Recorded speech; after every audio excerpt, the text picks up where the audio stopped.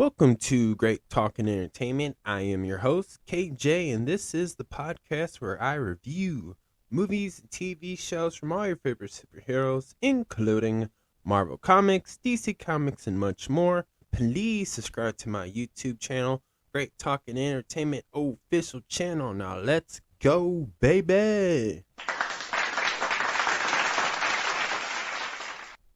Welcome back, everybody. And this is continuing on for the new Disney Plus series of Season 2, Marvel's What If. This is an Episode 2 spoiler review called What If Peter Quill Attacked the Earth's Mightiest Hero. And again, this is a spoiler review, so you have not seen this series yet, go watch it and then come back and check out my spoiler review because I would love to hear your guys' comments, opinions, and what you guys are thinking about the MCU currently. So, y'all been warned. Let's get into it. This episode opens with a fighter plane in pursuit of a mysterious glowing object. One Peggy Carter, who is a middle-aged woman, tells the pilot to eliminate it before it enters the U.S. airport. He misses his opportunity and the object plummets towards Earth, particularly right in New York City, where we learn it's not the present day, but no, it's 1988.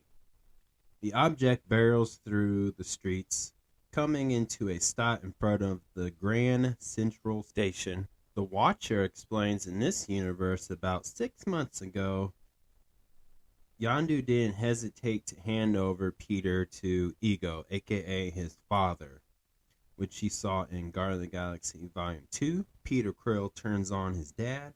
But in this version, he's a young kid who grieves over his mother, just like Volume 1 and 2, of course. We get a different Avengers team. We got Peggy Carter, Howard Stark, Hank Pym, Kid Hope, who is the Wasp girl, but imagine as her as a child. King T'Challa, the father of T'Challa Jr., Bill Foster from Ant-Man 2, Bucky Barnes, Dr. Wendy Lauer, Captain Marvel 1, and of course the one and only Thor, the God of Thunder. The one who captured Peter Quill after trying to get him at a theme park or a music park from the other Avengers of this universe. They all tried, Hank Pym tried to talk to him, and he's like little bugs, and they crawled over his cotton candy, and it really freaked them out. And they're all, what's really cool about this episode is you're watching them, some of them who are already parents, they forget that this is a kid and they're trying to battle him like he's a villain, like a regular Marvel villain, like Hobgoblin, Kingpin, Thanos, etc., on and on. And they keep forgetting it, so they're really failing at this. But then Thor just comes down and knocks him down on his ass. He didn't hit him or nothing, but he just knocked him down. And they finally capture him. They put him in the cell. And then that's where we get a unique team up with Hope, who's a child, and Peter. And they're just being kids, explaining and talking, and then Peter explains to her that he's actually from Missouri. He's not an alien. He's not from another planet. He was born and raised on planet Earth. And, this has come from just being kids, a kid like Hope was with her Walkman. That's the same Walkman that you would see in Guardians of the Galaxy Volume 1 and definitely 2. And you just see that they have the same common in music that everybody's familiar with Peter Quill being a fan of certain music from his Walkman from the live action movie. And that's how they get to talking. And Peter only wants to see his mother, like grief over his mother. And he doesn't understand why his dad, Ego, wants to destroy the planet that his mom's from, Earth, and that he's from, of course. So this has all his happy memories of his mother growing up as a baby. The other Avengers are talking about that, or because Thor has informed them that Ego has planted these like space seeds, and this gives us two different views: one in a child's perspective and the adult's perspective. Thor and Bucky want him dead, while the rest wants to study him. And so, what I mean by that, like the adults are making like these big decisions, like tough decisions, like you know, Thor and Bucky are ready to eliminate the problem, and the other members are wanting to study him and try to use him for like shield to protect Earth, you know, etc., etc.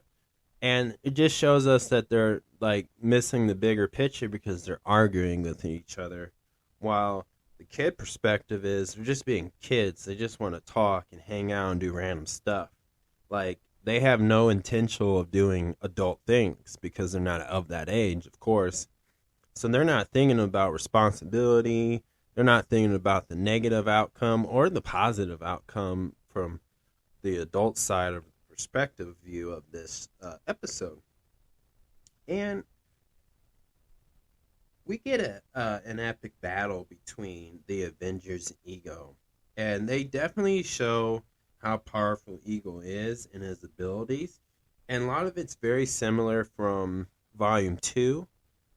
But they added a little bit more, like he uses the dirt and the dust and makes like walking sculptures of him while he's talking through them all, and they're able to use the power because he's just mimicking. He's that powerful that he can create living beings of himself, like cloning himself in a way, and use the same ability. Like he's that powerful.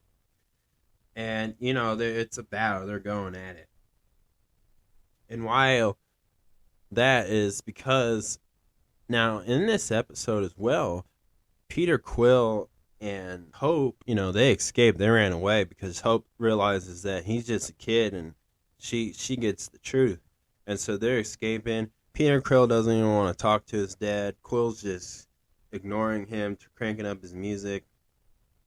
They're just trying. And all he wants to do is go to Missouri and see his mom's grave. And in that battle, again, like they're battling Ego, but then you have Bucky Barnes who's ready to snipe out Quill.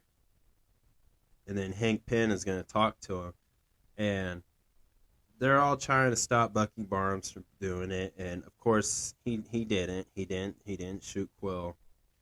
And then we get the final battle between Peter Quill and Ego, and of course Quill won by absorbing that space seed, and it made him a little powerful. But he did very Star-Lord like features, the way he did the finger pointing gun thing and blast him out like a Dragon Ball character, Dragon Ball Z or Kai or Super Saiyan, whatever version you have watched. He did exactly like that, and it was like, I liked that more, and I really enjoyed that episode. It was an okay episode. There wasn't much, but I did like the idea of like seeing a unique twist to a story that's been told. And I like episode 1 better than episode 2 just because of the fact that when the title was Cool Tex the Mightiest Heroes, I thought he was going to go villain, and I wanted to see more of Quill become the villain, like just the evil version, like a Homelander type thing. Like, or like Lightburn or Burn Light, whatever movie that was. But I just basically wanted to see him turn evil like his dad, and I wanted to see what that would be like if Quill was on the dark side, basically. And I thought that one to me would have been more interesting than this. Like, even they did this story, but where he wanted to get revenge on everybody, including his dad. Of him just turning evil that way would have been better too.